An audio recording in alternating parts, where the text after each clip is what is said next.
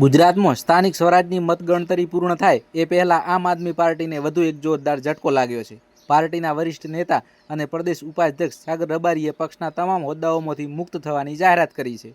થોડા સમય પહેલાં જ રાજુ કરપડાએ પાર્ટી છોડ્યા બાદ હવે સાગર રબારીના આ વિદાયથી ગુજરાતમાં આમ આદમી પાર્ટીના સંગઠનમાં ગાબડું પડ્યું છે। સાગર રબારીએ તેમના સોશિયલ મીડિયા એકાઉન્ટ પર આ અંગેની જાહેરાત કરી હતી। તેમણે લખ્યું કે હું મારી આમ આદમી પાર્ટી સાથેની યાત્રા આજે અહીં પૂરી કરું છું। પાર્ટીના સભ્યપદ, હોદ્દા અને જવાબદારીમાંથી મારી જાતને મુક્ત કરું છું। અત્યાર સુધીના સહયોગ બદલ તમામ સાથીઓનો હૃદયપૂર્વક આભાર માનું છું। ખેડૂત નેતા તરીકેની ઓળખ ધરાવતા સાગર રબારી આમ આદમી પાર્ટીના મજબૂત સ્તંભ ગણાતા હતા। ખાસ કરીને ગ્રામીણ વિસ્તારો અને ખેડૂતોના પ્રશ્નો ઉઠાવવામાં તેમની મહત્વની ભૂમિકા રહી છે। રાજુ કરપડા બાદ હવે સાગર રબારીએ પણ રાજીનામું આપતા આગામી ચૂંટણીઓમાં પાર્ટીની વ્યૂહરચના પર મોટી અસર પડી શકે છે।